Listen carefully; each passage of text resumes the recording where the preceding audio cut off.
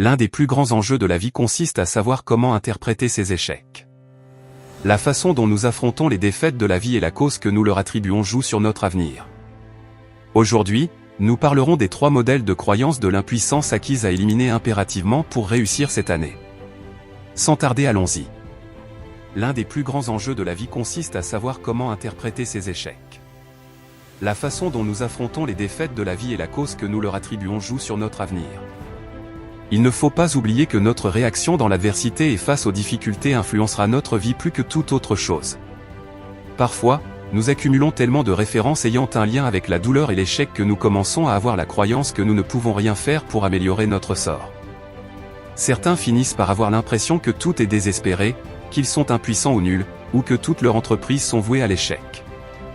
Voilà un ensemble de croyances auxquelles il ne faut jamais adhérer quand on veut réussir dans la vie. Elles nous privent de notre pouvoir personnel et détruisent notre faculté d'agir. La psychologie a donné le nom d'impuissance acquise à cet état d'esprit destructif. Quand les gens échouent quelquefois dans un domaine, ils jugent leur effort vain et élargissent ce découragement à tous les domaines de leur vie. Martin Seligman, de l'Université de Pennsylvanie, a fait des recherches intensives sur les sources de l'impuissance acquise. Dans son ouvrage intitulé L'Irnet d'optimisme, il explique que 3 modèles de croyances précis peuvent nous donner un sentiment d'impuissance, et détruire presque tous les aspects de notre vie. Ces modèles sont le modèle permanent, le modèle global et le modèle personnel. Bon nombre des plus grands chefs de file de notre pays ont réussi, même s'ils ont dû faire face à de nombreux problèmes ou barrières. La différence entre ces meneurs et ceux qui renoncent découle de leur croyance sur la permanence ou non de leurs problèmes. Les gagnants considèrent rarement ou jamais un problème comme permanent, tandis que pour ceux qui échouent, le moindre problème est permanent.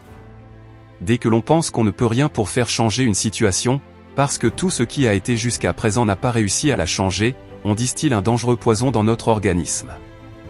Il y a 8 ans, quand je sombrais dans le désespoir et pensais ne jamais pouvoir me relever, je croyais que mes problèmes étaient permanents. Jamais je n'ai eu si peu l'impression d'exister. J'appris cependant à associer une si grande douleur à cette croyance que je pus la détruire et ne jamais y adhérer par la suite. Vous devez faire de même. Si vous vous surprenez un jour ou surprenez un de vos proches à croire qu'un problème est permanent, réagissez. Peu importe ce qui se passe dans votre vie, vous devez croire que cela passera aussi et qu'à force de persévérance, vous finirez par trouver une solution.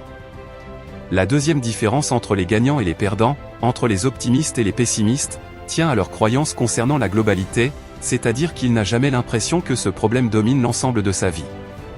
Il se dit toujours, ma foi, ce n'est qu'un petit problème lié à mes habitudes alimentaires et non, je suis le problème. Parce que je mange trop, je détruis toute ma vie. Par contre, les pessimistes, ceux qui souffrent d'impuissance acquise ont fini par croire que parce qu'ils ont échoué dans un domaine, ils sont des ratés.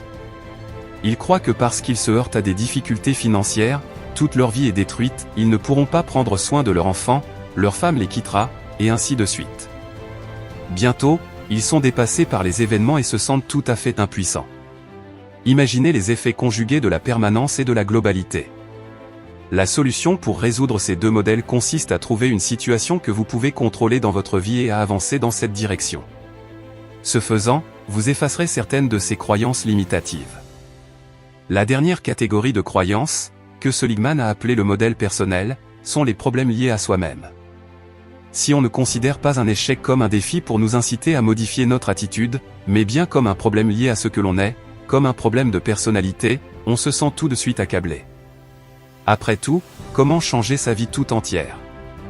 N'est-ce pas plus difficile que de simplement modifier ses actions dans un domaine particulier? Ne pensez pas que votre problème a une cause personnelle. Comment pouvez-vous y trouver des solutions si vous vous accusez? Nourrir ces croyances limitatives équivaut à intégrer des doses infimes d'arsenic, qui, avec le temps, finiront par provoquer l'issue fatale. Même si vous ne mourrez pas sur le champ, vous commencerez à mourir émotivement dès le moment où vous adhérez à ce genre de convictions. C'est pourquoi il faut les éviter à tout prix. Rappelez-vous toujours ceci, votre cerveau fonctionne comme un automate, filtrant toute information provenant de votre environnement et cherchant des références pour valider votre croyance, peu importe ce qu'elle est. Pour avoir une vie réussie, vous devez impérativement éliminer ces 3 modèles de croyances de l'impuissance acquise dans votre vie. La prochaine fois nous verrons comment modifier une croyance. Pour ne pas manquer la vidéo, veuillez vous abonner à la chaîne et activer la cloche de notification. N'oubliez pas de liker la vidéo et de nous laisser un commentaire. Merci et à la prochaine.